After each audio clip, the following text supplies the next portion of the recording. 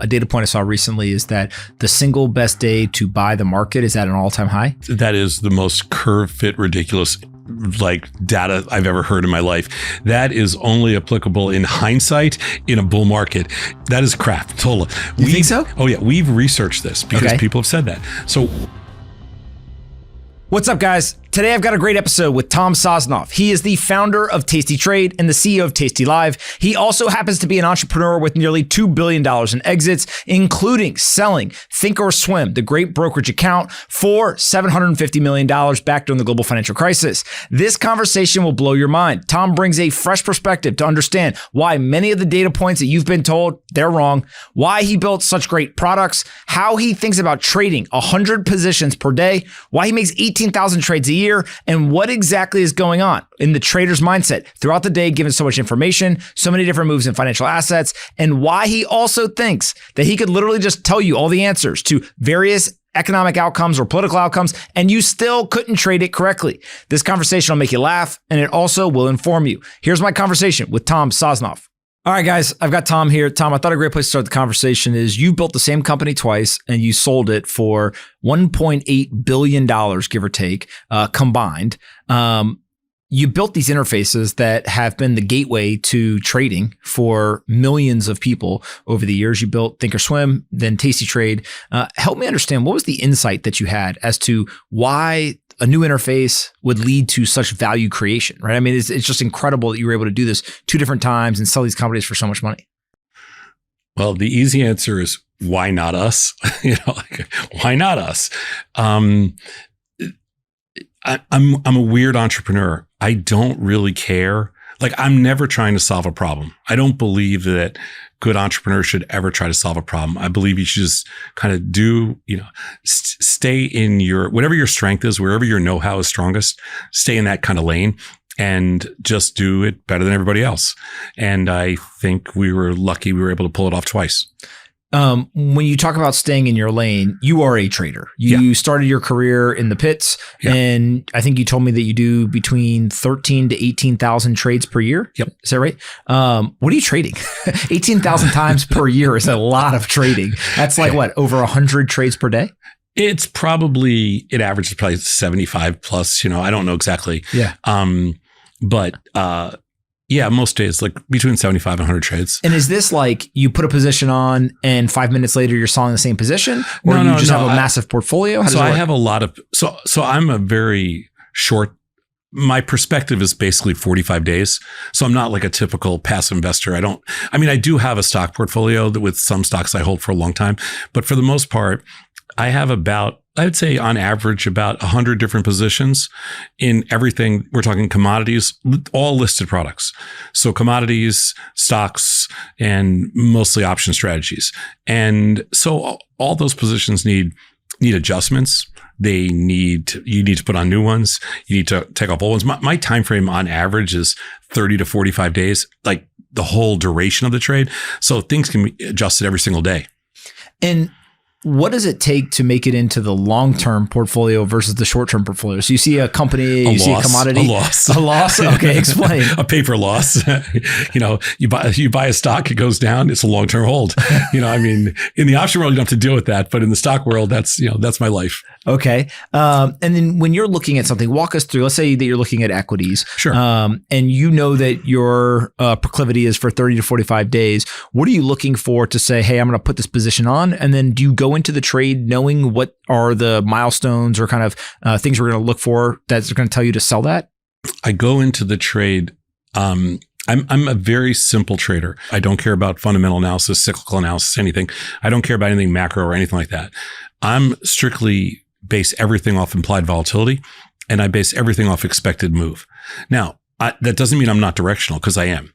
So part of my portfolio is non-directional, delta neutral, as we say in the option world, and part of my portfolio is very directional. And but I set my kind of mental targets at where expected move is. And let's just walk through. You wake up. Do you immediately run to the computer and let me check these 100 positions that I have? No. Okay, so how do you manage these 100 positions, and what does the day look like for you? Oh, well, I'm always on. like I'm always involved in but my day. So I have a weird schedule. I usually get up at 4 and I live in Chicago. I'm an email junkie too. So I answer, about an hour of emails from 4 to 5 because my brain works best really early in the morning. Same. Late in the day, everything starts to get fuzzy. I start to melt down, but 4 in the morning, man, I'm good. So 4 in the morning, I'm answering emails. I'm going to look at the market, but I usually don't trade that early. The only thing open, by the way, at early in the morning is the futures markets. And I would say about 20% of my positions are futures and futures options. So I may adjust futures options around 5 in the morning, but for the most part, I'm not going to put on new trades. I'm just going to adjust existing trades. Like let's say crude oil moves $2 overnight. I'm going to adjust my crude oil position, flatten it out, and then answer emails some more. And then after the market opens in the morning, that's when we start to get, it opens 8:30 Chicago time. Mm-hmm. So that's when we start to get more aggressive. Now, what is your target? Do you have I want to make 1% a day? Do you have a 1% a week? Is it just no target at all? And you're just like, hey, I'm just looking at the assets? My target, and this is what I say to anybody, because first of all, it's hard for me to put into, I don't want to, the easiest way to explain about active trading targets is to talk about it as a multiple of risk-free rates, because nobody should be actively trading if you're targeting to make 7%. If risk-free rates are, let's just say 5%, and you need some multiple of risk-free rates to make it all worthwhile. So the way I like to explain targets has nothing to do with, daily, weekly, monthly, or anything like that. But at the end of the year, you need to set up a target based on whatever your risk profile is at a minimum of 3 times risk-free rates, and a maximum is usually, who knows? It could be anything you want, but for most people, it's somewhere between, let's say 22 and 32%, like somewhere in there. That's your target. Doesn't mean you get there by any stretch. It just means if you're going to put in all this work, all this resources, all the time it takes to manage all this stuff, and a lot of it's fun too. You have to have some in your head, some multiple risk-free rates. So sure, 20%, 30% in that range. I think that's fair. Is it just like a big video game? Yeah. And how do you know you're winning? Is it just literally the return, or is there some other measurement? It's literally the return. But you're winning if you do a lot of other things right. Like I can't I don't know if I would have built these companies if I hadn't traded my whole life and was totally okay with, when we built Thinkorswim, we just rolled the dice with all the money we had, literally for 20 years, just rolled the dice. And we built Tasty, we almost did the same thing. There is, you have to have a certain tolerance for risk that you develop through all trading. Trading makes you think faster. It makes your brain process decisions way faster. I mean, you trade, and so you do everything faster. And the most successful entrepreneurs make fast decisions, period. Mm-hmm. And as you're trading, you have 100 different positions. Yeah. I think a lot of people would say, hey, concentration builds wealth, diversification would protect it, but you're still trying to make money. You're still trying to build wealth. And so does the diversification actually hurt you in that pursuit? It may. I don't know.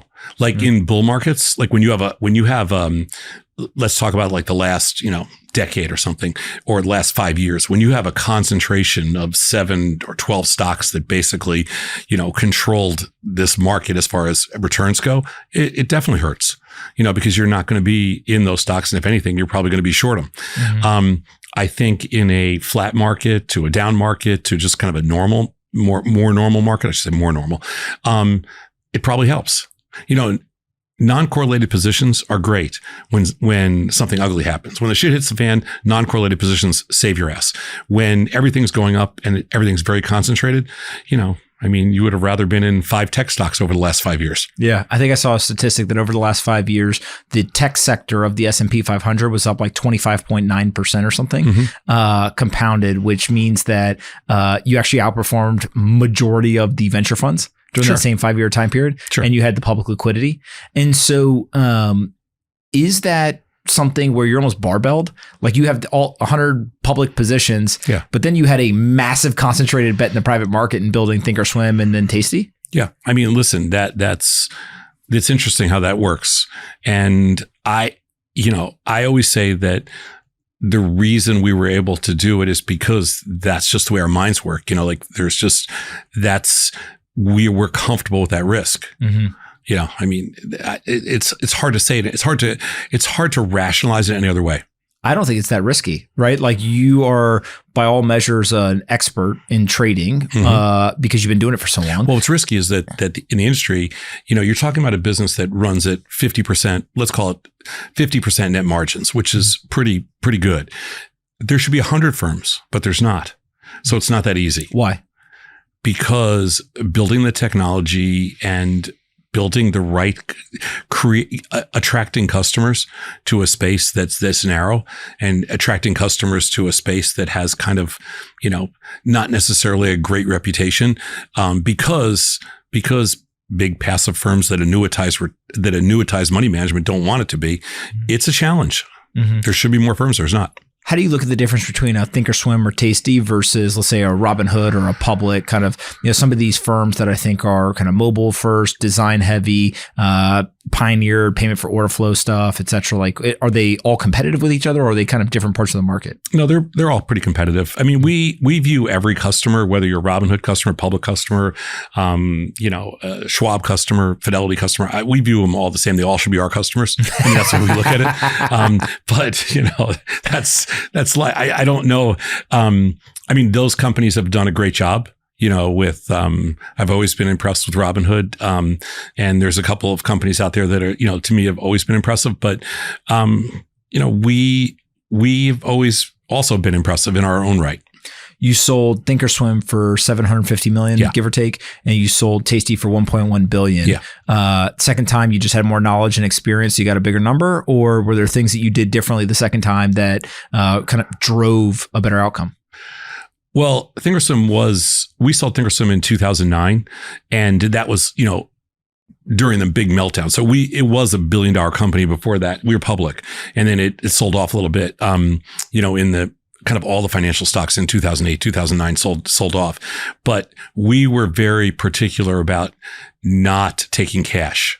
So they tried, because cash is accretive to company. If a big company is buying you out, they want to give you cash because then it makes the deal accretive. We wanted stock. So if you want to hear a fun story, I would love it. Okay. So fun story. So TD Ameritrade was started by the Ricketts. Joe Ricketts started it, I think, for $25,000 in like the late 70s, early 80s. Joe's an incredible entrepreneur. I don't know if you know him, but whatever. He's still alive today, and I think he's a rancher in Montana or something like that. But anyway, so Joe started it and built it up. But then in 2009, TD Ameritrade wanted to buy Thinkorswim, but the Ricketts also wanted to buy the Cubs. And the Ricketts needed cash to buy the Cubs. So what never has actually been discussed is we did kind of a three-way trade. I don't know if you remember when Joe Ricketts gave the money to buy the Cubs to his son, Tom Ricketts, who runs, but that's a close family. So they needed about $800 million to buy the Cubs. They had about, let's say, they had plenty of money, billions, but they only had a certain amount of cash. So to raise the cash, and we wanted stock. So we got the stock from the Ricketts. The Ricketts got the cash from TD Ameritrade. We did a three-way trade. No way. Yeah. So you actually didn't get stock from TD Ameritrade. We did, but that's how it worked out on paper. It was like a three-way trade. It was a three-way trade. That's pretty cool. Yeah, it was really cool. Did they bring that idea to you guys, or did you somehow know that they wanted to buy the Cubs? Well, it was pretty public that they wanted to buy the Cubs, and the CEO of TD Ameritrade worked the whole deal, Fred Tomczak, who's now the CEO of the CBOE. So it's a small world, and Fred is a great guy, and we've stayed friends, all throughout the years. If you had to give yourself a grade on taking the TD Ameritrade stock, A+, F-, where we took the stock at $11 or $12. So I don't remember the exact price, but it was around, let's say $12. Okay. And, we were able to, it never traded lower. So that was a good trade. And what do you think you ended up selling it at? Probably between 18 and 30. Okay. So you really sold for way more than $750 million once you actually got out of the position. Yeah, but don't tell anybody. Yeah, I won't. Nobody listens to this. Don't worry. Okay. Okay. And then what did you learn from the first acquisition that you then went and implemented in the second one? Was there another three-way trade? No, but what I learned is that, so when we started building Thinkorswim in 1999, and we were just a bunch of floor traders. We didn't really know anything about building technology, not at that level. So we learned a lot about building technology. But when we sold it, we realized there was a missing piece, or at least I thought there was a missing piece. And the missing piece was the content piece. Like we built this cool technology and we did some content, but we never took the content to the next level. And things like CNBC and Bloomberg and, Wall Street Journal, Parents, all the content, financial media drove me crazy because it just wasn't interesting to me. It wasn't, it wasn't engaging. And so I thought there was room for a digital financial network. So we had this crazy idea about building a content-based, digital network. And it turned out to be the largest financial digital network in the world. And we started it in 2011 as TastyTrade. And the first investor was TD Ameritrade. So you got the people who bought your company to be your first investor in your new thing. Our only investor. And they did that because they were just like, you're amazing? Or was there some sort of competitive dynamic where they were like, we can't let this guy squeeze out of our grasp? No, they did it because for the right reason. I said, listen, you guys are amazing entrepreneurs and we knew you weren't going to stay here and we would be foolish not to roll the dice with you one more time. And they did. And they actually tried to buy Tasty again a couple of years later, 5 years later. But do you remember Theo Epstein okay. Yeah. So Theo Epstein, once I heard him give a talk and he said, 10 years is like my number. That's what he said. That's when he left like Boston to go to the Cubs. Yeah. And we held Thinkorswim. We built it in 99, 2000. We sold it in 2009. And we built Tasty in 2011. We sold it in 2021, 10 years. And in both times, that entire 10-year period, there was no like real activity. Like nobody really came after us in either company. Like when we built Tasty, not one person talked to us for 10 years, but 10 years into it, 5 companies tried to buy us. 10 years into Thinkorswim, 3 or 4 companies tried to buy us at the same time. Like somehow like word gets out. I don't know how it happens. Do you think it's that you crossed over some sort of financial milestone? Do you think that it's like no, they all I think go to investment bankers can't keep their mouth shut. Yeah, they just go to some conference and everyone talks about it or something? And they're like, holy cow, who are these guys? Yeah. And so, the reason we did the deal with IG Group, with their London-based public company, is I wanted to go global. And I couldn't do it. It's just too hard.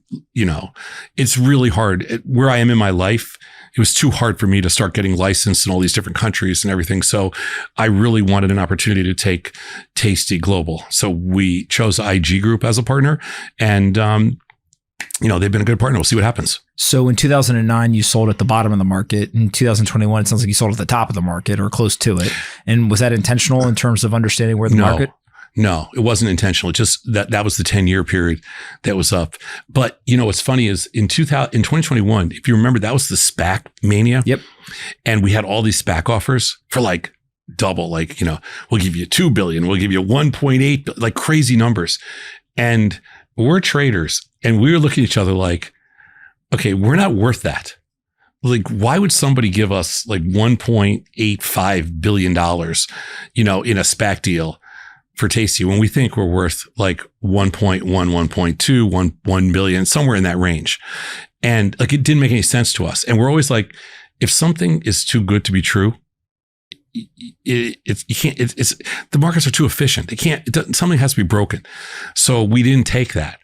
We took the lowest number that made the most sense to us because we thought that meant that we were probably, at least that made that deal seem like it was sustainable, and it was. What was the concern that you were going to take all stock in the SPAC and then it would trade down and so your 1.8 would become like 500 million? Part of it. I mean, we would have got a couple $100 million out of it and we would have had to turn that couple $100 million. We had 2 concerns. One is that we're really good at what we do, but what we're not really good at is we're not like a traditional marketing firm. So a couple $100 million extra wouldn't mean that much to us if we had to spend it on marketing because it's not our strength. Like global marketing. When I mean global, I mean, all US and some big, huge national campaign. I'm not sure we would have converted on that. So that was one of our concerns. The other concern was, hey, you know what? These SPAC deals look stupid. Like it didn't make any sense to us. If I could have shorted every one of them, we would have. Do you short in your portfolio? Oh my God. Yes. Okay. So why didn't you short the SPACs? It's really hard to. They, when the new issue comes out, you virtually can't sell it for a certain number of days, and then they're hard to borrow, and there's, there are issues with it's very hard to sell. There's no options right away. It's almost impossible. It was almost impossible to short SPACs. So shorting in general, there's some very good short sellers who have over the last couple of years and maybe even months kind of thrown their hands up in the air and said, hey, I'm not shorting anymore. That we obviously have the GameStops of the world and things like that. But these are people who really weren't on the wrong side of those specific kind of, mania type trades. Are they just getting old and they don't know what they're doing anymore? No. Or is shorting now much less desirable than maybe it was previously? Well, I mean, the market's, shorting's tough when the market just doesn't do anything but go up. Every time it sells off, it goes higher. I think that, my history in markets is I spent almost 20 years as a market maker, which means you're just the counterparty. When you're standing there making markets, you just do the opposite of what anybody else wants to. You're almost like a bookie in that sense. Okay, what do you want to do? And I'll buy the bid. I'll sell the offer. I don't care what you want to do. So you're the counterparty. So for me, I've always been a contrarian. Something goes up, I sell it. Something goes down, I buy it. It's not that I'm not a short seller. Like I only sell short. I'm a short seller because if something goes up, I sell it. Now, how do you kind of balance that with a data point I saw recently is that the single best day to buy the market is at an all-time high? Because 1, 3, and 5 years out, the outperformance of buying on the all-time high price versus any other day of the month or any other day of the year is hundreds of basis points. And so is it just like the longer the time period? It's just that is the most curve fit ridiculous like data I've ever heard in my life. That is only applicable in hindsight in a bull market. If you were to say the absolute, so Tasty's a think tank, just so you know, and you could not have come up with a more. That is crap. Totally. You think so? Oh yeah, we've researched this because people have said that. So we have a think tank, which is just a bunch of PhDs, physicists, mathematicians, and everything. And we've people. Smart, way smarter than I am. And so we studied that exact fact using a lot of data. We basically, so we have our own database, but we we go back to 2005. Most of our data goes back to 2005. We go back to 1990 with some stuff, but we studied that since 2005. And I'm not talking about 1, 2, and 5 years out or 1, 3, and 5 years out, but there is absolutely zero. Because I've always heard, you should buy breakouts and all this stuff. There is zero truth to that. The markets are completely random. There's no statistical significance whatsoever that you should buy tops. Now, why does momentum investing work so well? Who says it does? Well, you look at returns. I'm not saying that it's better than other investment strategies, but it does seem to work in the sense that people who buy on momentum tend to make money more times than they would necessarily sell or lose money on. Again, you think there's a difference between a bull market phenomenon and random, efficient markets. Do we have efficient markets? I think we do. Do you? Yeah. No, I think that the market we're just in a perpetual bull market forever because the central bank. I believe in positive drift. Yeah. So I believe in what is that? So positive drift is just that over time, everything gets better. Like I believe positive drift for everybody. Like if you said to me, hey, here's where I am in my life right now. My arguments, well, 10 years from now, you are going to be doing better than you're doing today. And 20 years from now, you're going to be better than. I think that everybody that commits themselves to something, we have positive drift in our lives and we should. And we have positive drift in the markets. Over time, the markets are going to go higher. But I don't think that's an easy perspective to have. And I don't think that with respect to markets, that actually helps people. See, my thought has always been, and we should call out that you have a very kind of trading centric perspective. Sure, of course, that's fair. As I told you, started out trading and very quickly realized, hey, maybe I should just buy and hold. And whether I'm losing or winning on paper, like just hold is a little bit better. But my thought process has always been, if you are younger, which I think is an important caveat, so call it, sub 50 years old or so. Okay. You have 10 to 20 year, kind of timeline based on a whole bunch of different factors. It is very hard to make an argument that markets will not be higher over a 10 to 20 year time period. It sounds similar to your positive drift. But in the last, I don't know, 5 years, maybe 8 years, it seems like the central bank has perfected the playbook where if we get near a market downturn, they're just going to stimulate the hell out of the market and economy to the point where you could ask yourselves, like, have they outlawed a bear market? Do you think that we'll ever see another 3 to 5 year kind of sideways to down market? Yes. You think so? Yes. I don't know. So the one thing that's changed to me is, first of all, the script really doesn't change, but what's changed is the speed at which things change. Okay. Interesting. So I don't know if we're ever going to see another 5 to 10 year bear market. I don't think like the 70s is going to happen again. And I'm not so sure that we're going to see another, 2008, 2009, which was 500 days or something like that, because the speed at which things move now is just so crazy fast. So we call that like the rate of change, or the gamma with respect to the markets, has completely changed.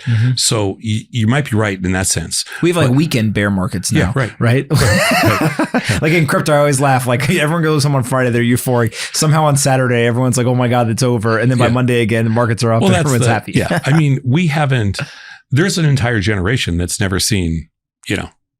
That's really never seen a prolonged pullback. Yeah. I mean, look, I remember in 2021, there's this particular person that was, beware the bear market, doing the whole thing. I mean, Goldman Sachs. And, no, this is like a venture capitalist. Okay. And I remember I wrote a piece. I said, the difference here is, one, I think that the markets are now heavily manipulated, not in a nefarious or malicious way, but just they have a stimulus playbook and they're going to stimulate. Like literally the word stimulate means they're going to push the stuff back up.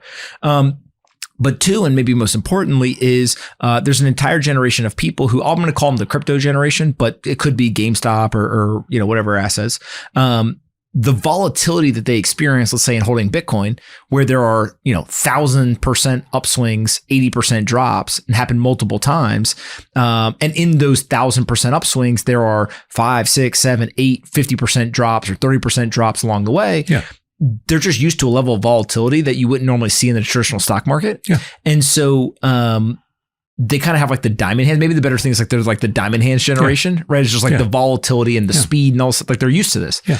And so my argument was, if a bear market comes, you think that like, the younger generation is going to get punished because like they committed all these, sins of the timeless investing principles or whatever. And my point was like, no, dude, these people are crazy. They're just going to get on the internet and be like, hold, right? And they're not going to sell, and they're going to come out the other side and be like, look how smart I am. And so if you actually look over the last 2 or 3 years, sure, some people sold, but actually most of them just held for 2 years, and not even 2 years. Maybe it was a year of kind of down. Yeah. And now we're hitting new all-time highs, it seems like every week or whatever. And so in a weird way, you're almost training people to behave in a way that also helps to mitigate bear markets. Today's episode is brought to you by Gemini. Gemini is a fantastic platform. How do I know? Because I've used it for years. These guys get it. They right now have a special offer where they are offering all eligible new users the opportunity to earn $100 in Bitcoin. That's right, 100 big ones. They're going to give out in Bitcoin if you go and you trade $1,000 in crypto within the first 30 days of signing up. What is Gemini? Gemini builds crypto products that are simple, elegant, and secure. Tyler and Cameron Winklevoss, the billionaire Tyler and Cameron Winklevoss, founded Gemini in 2014 with a security-first mentality and ethos of asking for permission, not forgiveness. They've been pioneers for the crypto industry since day one, and unlike many exchanges, they are available in all 50 U.S. states. Gemini has tools for new and advanced traders. They've got an advanced trading platform called Active Trader, which is where crypto traders go for advanced charting tools, access to over 300 crypto trading pairs, and multiple order types to trade the way you want. Head over to Gemini.com/partners/pomp and start trading with Gemini today to earn $100 in Bitcoin. That's right. Gemini will give you $100 in Bitcoin if you head over to Gemini.com/partners/pomp and you trade $1,000 in crypto within the first 30 days. Yeah. The crypto world has not helped the active trading world. There's no question about that. It's not. So the beauty about crypto is that it's, like you said, super high volatility, and it's essentially a tech stock with super high volatility. It's a tech play with super high volatility, which we love. The bad thing about crypto is that it's dead money. And so what does that mean? Meaning that most people buy crypto and that's it. It's just like, that's the play. You go out and just like buy and hold. You buy and hold. Yep. Yeah. It's just, and you can't borrow against it, and you can't sell anything against it. So you can't reduce your basis. Like, you can't sell calls against it. You can't sell puts to get long it. You can't borrow against it. It's absolute dead money. So in the brokerage world, we offer crypto and digital assets as much as we can with the SEC overreach, but we do as much as we can do, but the money goes in and it never comes out. Like, that money never gets churned. It never gets played. It's never in play. Which I think is definitely Bitcoin, maybe some of the other cryptos, that is part of the pitch. It's like, hey, buy, hold, forever, give it to your kids and it'll be worth more money.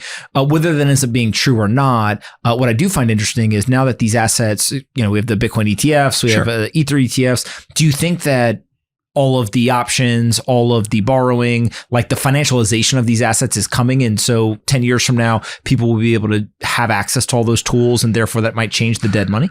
There's no question that all the derivatives are coming, but sometimes it's the first to market play. And I don't really think that the cash market in digital assets is going to change dramatically, because that particular marketplace and the players in that marketplace are very different than traditional derivatives traders and everything else. So I don't see that dynamic changing. But the bad thing about it is you have this entire generation of young people that loved getting involved in digital assets, loved crypto, loved all the stories behind, loved all the technology, but they're not learning anything. They're just stuck in this dead money, this dead pool of money that doesn't mean anything, because even if it goes higher, who cares? They're not learning anything. They're not learning anything about finance or anything about strategy or anything about the rest of like all market structure, which to me is so important. Like, just being long Bitcoin, great. So what? It goes higher. Who cares? So you made a little money. Now what? You didn't learn a damn thing. And that's my biggest issue with crypto. And listen, we're huge advocates of the space. We're the lead investor in Zero Hash, which is one of the largest digital asset settlement companies in the US.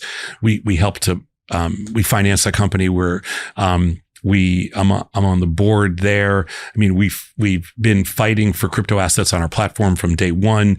I love the space. I love the technology. There's so much. I think the whole world's going to be tokenized. Do you really? Yeah. You think like the US stock market as well?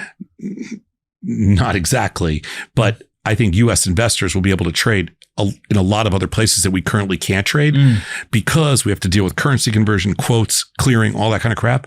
And I think that will be tokenized. Yeah. What about like hours of operations? Well, one of the things I think people like about crypto is it trades 24/7, 365.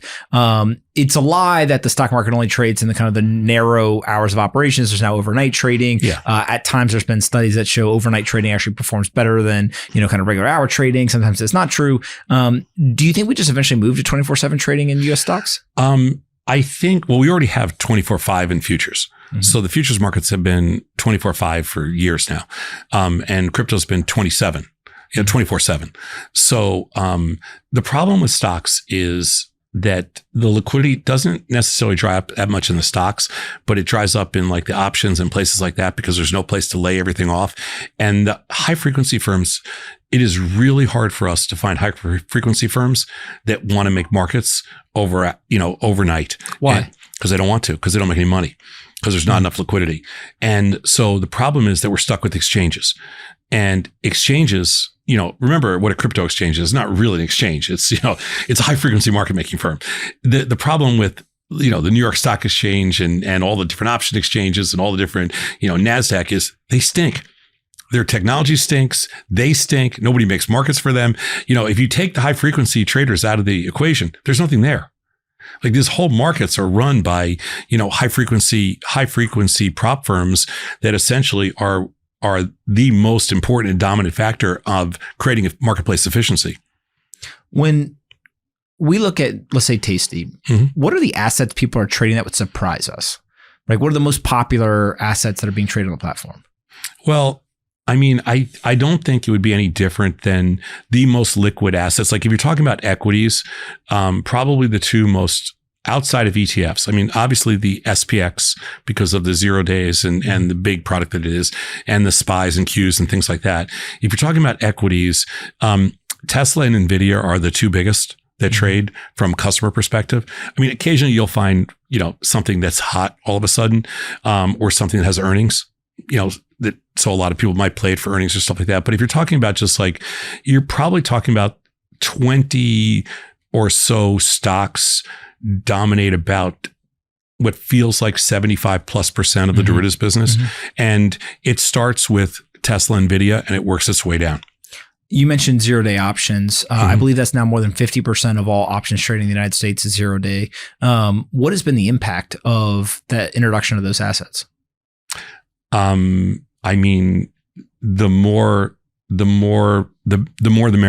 The more the better. I mean, I don't know. We shouldn't take full credit for this, but they were our idea. Really? And we introduced those to the CBOE in 2006. And we introduced dailies and weeklies, and they didn't have them. And they started them in the SPX. And so we actually put the whole proposal in front of the CBOE back then, and they adopted it. Wow. What do you think about people who say that the stock market is just a casino now and people are just gambling? Yeah, it's ridiculous. You think so? Yeah, I think so, because the difference is that gambling has an embedded negative edge and the stock market doesn't. So the challenge here is that in the stock market right now, you can trade, let's say using the SPY ETF as an example, you trade 200 shares of SPY, it's $100,000, right? A little over $110,000, $116,000, 200 shares of SPY. And the market's a penny wide. So basically for $2, you can buy or sell $116,000 worth of notional in the S&P 500. How is that gambling? In gambling, you did $116,000 notional at Caesar's Palace, give them an extra 10,000, or more, 11,600, whatever you want to say, but give them that's the juice, the vig that they're going to take off the top. That's gambling when you can't possibly win because you can't make that back. It's mathematically impossible to make back that negative edge, because after you lose a couple times, you've got to essentially win twice as many times. In the stock market, everything is, without mechanics, everything is relatively close to a zero-sum game. And as you see many of these assets and kind of investors, learning about this stuff, how much of your trading is just you sit in front of a screen, you can look at a chart. Steve Cohen's like famous for this. He can just look at the chart and start trading. He doesn't even need to know what it necessarily is. Versus, are you reading mainstream media? Are you consuming other content? Like, how are you deciding what to do? Well, I don't really consume other content at all, but we have all our own content. So I love to fade our own hosts. Like I love to fade our own hosts, our own guys on our own network, because if any of them have a macro idea, I'll do the actual opposite. I think that's the best thing. Why? But just because I know they're probably going to be wrong. But is that just because everyone is usually wrong when talking about macro? Sure. Everyone's usually wrong about everything they want. Yeah. If people are really sure that they know something, like if you said to me, Tom, it's Tuesday, so there's no games tonight. But if you said to me like last night, I really love the Dolphins, I would have said, fine, I'll take Tennessee. That's just the way my mind works. Yeah. But I don't look at charts. But I do follow a lot of stocks and a lot of commodities. And so, I have my own opinions about price extreme, both ways. Something gets too cheap, something gets too expensive. I have my own ideas. And is that just gut? Yeah, sure. Intuition? Yeah. And it's just dialed in over, 40 plus years of just looking at these charts and understanding prices and just looking at the prices of these assets and understanding, hey, Nvidia has been trading in a certain range and is that towards the bottom of the range right now? And so it's a buy versus, tomorrow it's I'll tell you a funny story. When we built Thinkorswim, because you use Thinkorswim, when we built Thinkorswim, you said you were in college, right? So we came off the trading floor. We had never used a chart ever. So we built Thinkorswim. We didn't build charts. Hilarious. And we launched the platform without charts. And people were like, what the F is wrong with you guys? How do you launch a brokerage platform without charts? Everybody uses charts. We're like, they do? Because I had never seen anybody use charts. Spent 20 years in the business and never saw a person use charts. So we're like, really?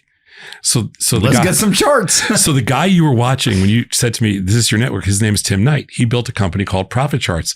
I met Tim in 1999 and he was one of the first entrepreneurs in Palo Alto. And he built this platform called Profit Charts. I called him up. I didn't know him. I called him up and I said, hey, you built yours in Java. We're a Java platform. Can we embed your charts in our platform? Because we needed some time to build a charting platform. He goes, sure, I'll lease it to you. So he leased it to us, and that's how we became friends 25 years ago. But we had no idea. We built the whole platform without charts. That's incredible. Anybody use charts. Are there charts in Tasty now? There are, reluctantly, because we want people to use numbers. Like, charts don't mean anything. There is, and I'm going to get a lot of shit for this, I'm sure, from your listeners, but there is no proof that you can look at a chart and something that happened historically has anything to do with what's going to happen in the future. So what are you looking at then?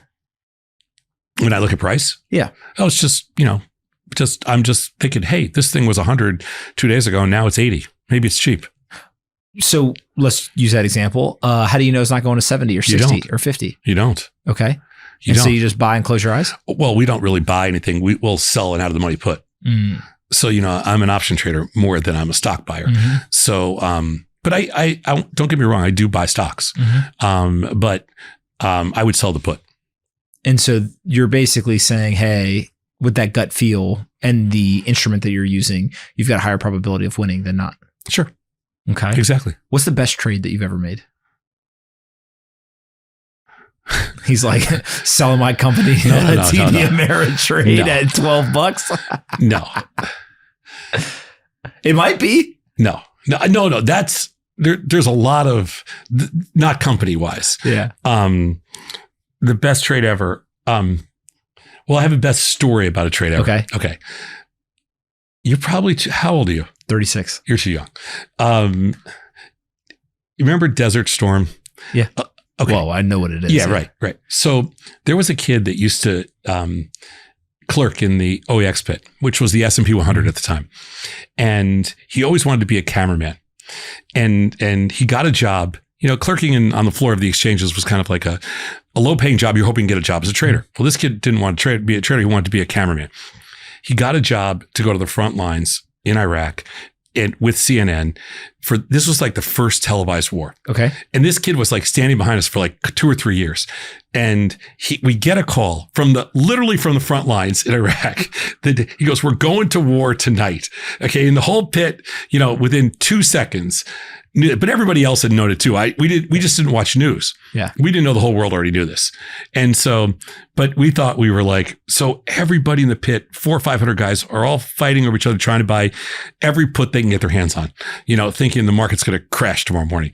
And some broker that was standing next to me, because when you're a trader, you can't be a broker. You have to be one or the other. Some broker standing next to me sold me like a 50 lot of calls that were in the money because he couldn't get rid of them. And he said, you got to take these for me because I owe the customer Phil.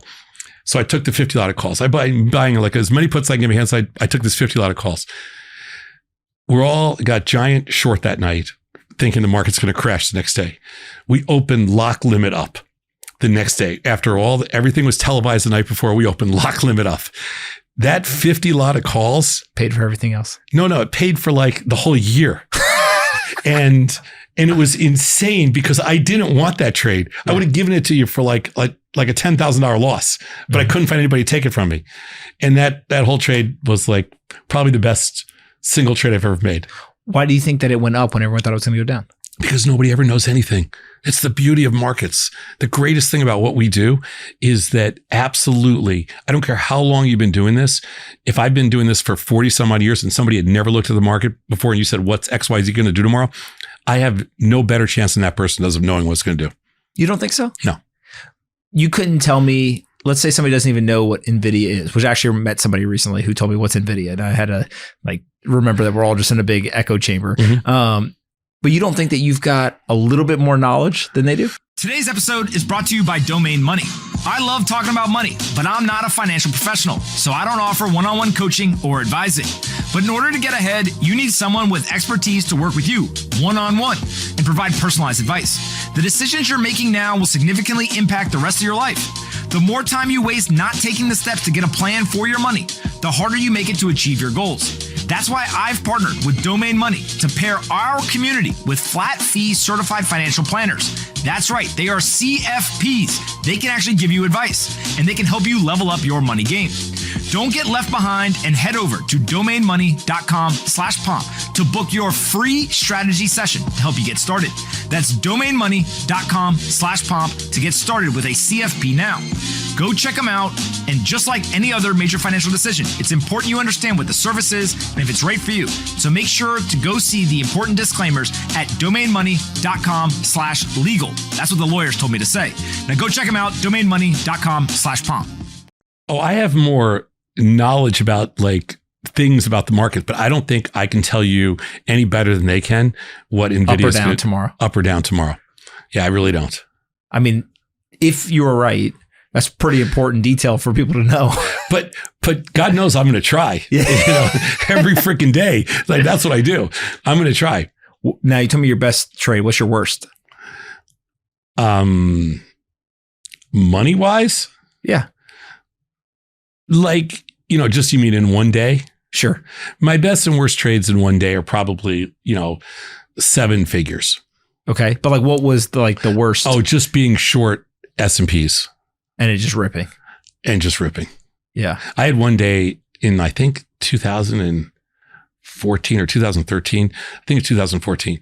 Because I kind of remember every trade where I was just short S&Ps and bonds, thinking they're inversely correlated, right? Mm-hmm. S&Ps and bonds, S&Ps go up, bonds go down, same thing. So, and they both moved together. Bonds, I think, were up 2.5 points and S&Ps were up like 100. And I was short them both big. Yeah, that was a bad day.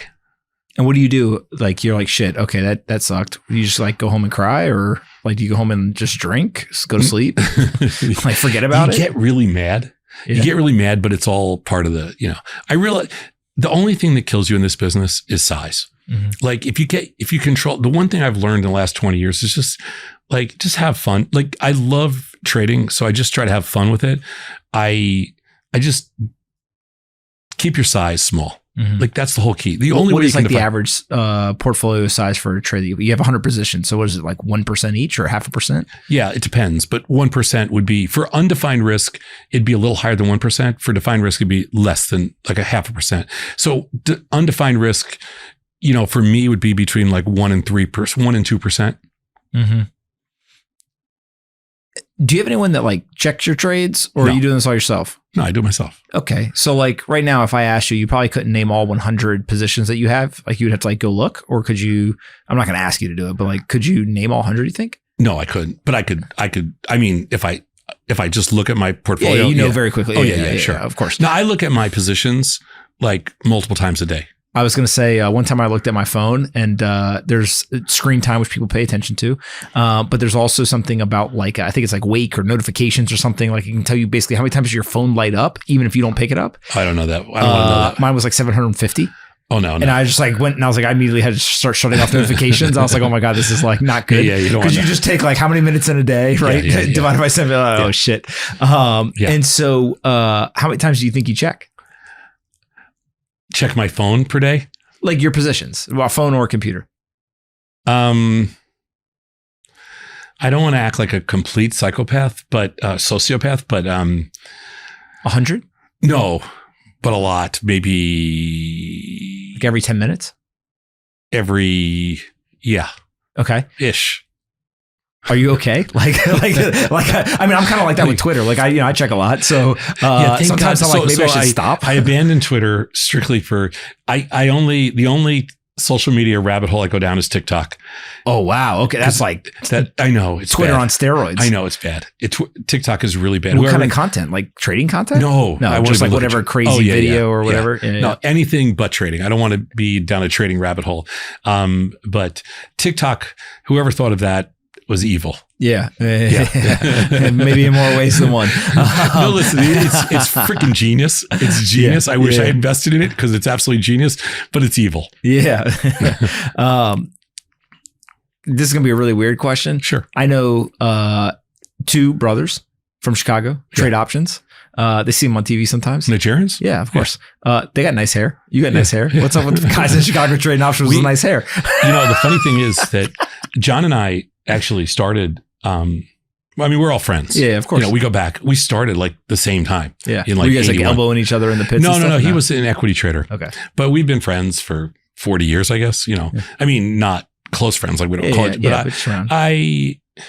I mean, I had you go dinner. to conferences. You're like, you have nice hair. I have nice hair. We're both from Chicago. Well, we have dinner when we run into each other. Like, last time I saw him, I think had kind of moved to Puerto Rico. So I was kind of like, we had dinner in Puerto Rico. I was there for doing a conference. I do a lot of traveling. I speak all over the world. Mm-hmm. So I saw him there. We had dinner together. These guys, we're friends. Yeah. We have the same background. Yeah. Well, what about the hair? Like same shampoo too, or? Yeah, probably. I never asked him. Yeah. Scary. We don't talk hair. Yeah, that's fine. You're busy trading. You got to check your phone 100 times. But by the way, your life is not that much different than mine. It's just that you're checking like moving numbers. I'm checking like moving words on Twitter. So there you it's go. Like pretty much the same thing. Some people would say actually things like Twitter now are moving markets. Do you worry about that? Do I worry about it? No, absolutely. I like things that move markets. Mm-hmm. I am a true efficient market theorist. I want everybody to trade. I want politicians to trade. I want everybody in Congress. I want every senator. I want everybody to trade. Do whatever the hell you want to do. Because I don't think anybody has any edge. I want everybody to trade. You don't think Nancy Pelosi's got an edge? No, I do not. No? Not even for a second. What if she gets some information? Good. Trade on it. I hope, it's so crazy that people think that anybody, especially Nancy Pelosi, but people think that people have any edge. Nancy Pelosi will never vote against anything that's going to hurt traders. And that's all I care about. We have so many horrible politicians that don't understand how free markets work. The whole reason. Are you making an argument that Nancy Pelosi is a free market trader? Of course. I mean, you're kind of not wrong, but yeah, go ahead. Here's my issue. I'm scared that we're going to end up with the Gary Genslers of the world in mass. I'm scared that we're going to have a lot of politicians that vote for stupid things like transaction tax and that vote, look, you've seen what's happening in crypto, just all these restrictions, all these fences, all these limitations. And I think as soon as people trade, all that's off the table. None of that stuff happens.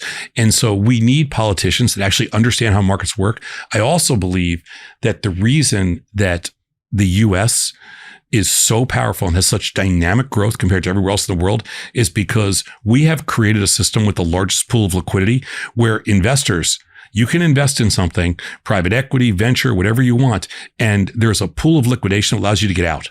Mm-hmm. And which attracts money, which nobody else in the world has, which is why no money flows anywhere else.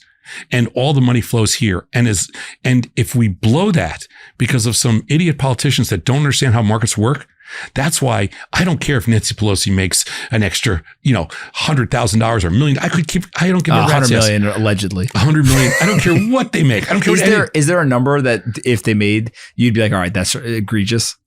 Like, what if politicians were making $1 billion a year trading on inside information?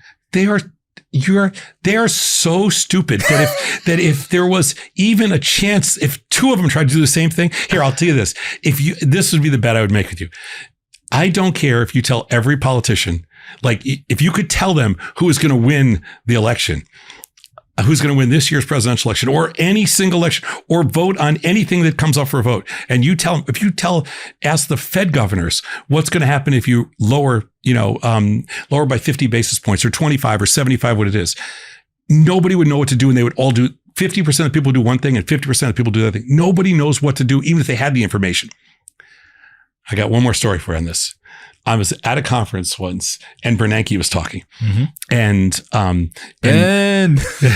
so Bernanke's doing this talking and it was sponsored by Citadel. Okay. I think they paid him like $5 million for 1 year and he gave one speech.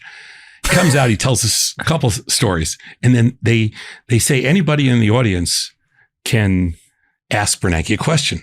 But like anonymously. Anonymously, or you can they gave us tablets. Okay. And on the tablet, there was some kind of software that you could ask questions and the moderator would read it off to Bernanke. So they picked my question, which was essentially, if you could here, would you buy bonds? Just trying to get an idea of like what he thought interest rates were going to do. This is like 10 years ago. And his response was to this day he said, well, I have no idea what bonds are going to do. That's why I leave it to my Merrill Lynch advisor. And I'm thinking, okay, if Bernanke can't answer the question, who in the world can? Mm-hmm. Like if he's the one making the decision and he's the chairman of the Fed, And he's leaving it to a Merrill Lynch advisor that he's been friends with since he was in high school or college. It's such a ridiculous thing that anybody else thinks they know what's going to happen to the market. And I do think that a good recent example of this is the 50 basis point rate cut in September. People were 25 to 50. They do the jumbo cut and everything trades down. And I had a friend who texted me. He goes, I don't get it. Like, they cut the rates. Why did it go down? And I said to him, look, who knows? But he kind of talked it down in the press conference. So maybe that's what it is. And but nobody ever knows. Even in hindsight, you don't know. Exactly. That's my whole point. So tell everybody everything. Don't let them do whatever they want to do. They'll have no idea and they'll all do opposite stuff. Do you think we should just get rid of insider trading laws? Not material, non-public information for, because I think if you know the sales numbers of a company before the earnings report or something. Right. Or you're the CEO. There needs, in general, some of the insider stuff is ridiculous. Mm-hmm. But if you're talking about, if you're a true insider and you have access to material non-public information, like you're doing a deal or something like that, you shouldn't be able to trade that. Mm-hmm. Yeah, like if you know that an acquisition is coming, of course. You can't. Yeah. Okay. What are you most excited about in finance going forward? I think all the different things we're going to get into. Like I sense that we're on the verge. For me, digital assets was a new frontier that I think opened the door just a crack. And it is somebody's going to push their way through. So this means we're going to get into event-based, politics. Markets there'll be exchange markets on politics. I think you'll see sports sooner than later. And I think you'll see tokenization, to complement. I think you'll also see a much broader, I think you'll see a lot more digital assets come back into play. Interesting. Okay. Which I think all of that's good, by the way. Probably. Yeah. I mean, it makes sense. Yeah. Are you worried about anything? I'm not worried about anything except somebody that gets in the way of what bothers me the most is when people try to take things backwards.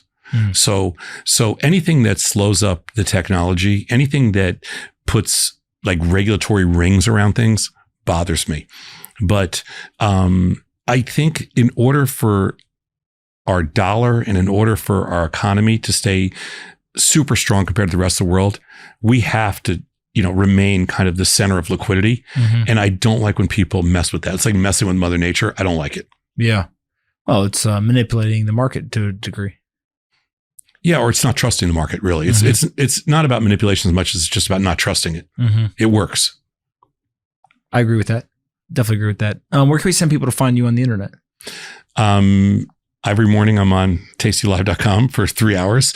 In the afternoon, on markets closed for a half hour. And then if you pretty much Google Tom Sosnoff, you'll find maybe more stuff than you want to know. Yeah.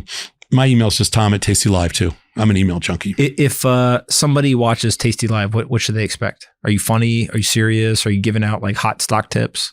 Definitely not giving out hot stock tips. You're going to hear a lot of stuff about maybe my favorite restaurants, our personal lives. We're about 50-50 about personal crap. We just, have fun with each other. Fun stuff. Yeah. It's a little bit like a locker room. Mm-hmm. And the kind of the stuff you can't do on normal financial networks.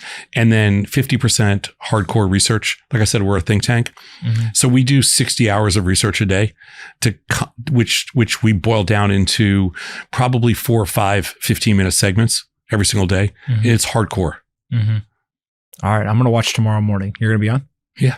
All right. When I watch, we're going to see if it's funny, serious, hot stock tips, whatever you got. Oh, they'll make fun of me for the first 25 minutes, and then perfect. That'd be the funny part. All right. Well, thank you so much for doing this. I really appreciate it. We'll definitely do it again. Love it. That was great. Thanks. What's up, guys? I hope you're enjoying this episode, but I got a quick message for you. I just released my very first book. It's called How to Live an Extraordinary Life. In this book, there are 65 life lessons that I've picked up over the years. These lessons will teach you about money, investing, relationships, work, health, happiness, and much more. In this book, I wrote letters to each one of my children, and I tried to share those life lessons with them. If you pick up this book, there's 3 things that I can promise you. The first is that it is very concise. The audiobook is only 3 hours. You can listen to it on a long drive or on a rainy afternoon. The second thing is that you're going to learn something. It's worth the price of admission just for the lessons themselves. And then the third thing is it will make you think more deeply about your life and how you try to live it. So go pick up How to Live an Extraordinary Life today. It's a quick read. It's very impactful. It's very concise, and it would mean the world to me for the support. Go check it out today on Amazon, Barnes & Noble, or wherever you buy your books. Hardcover, audiobook, it all works. Thank you so much for the support, and I'd love to hear what you think about the new book.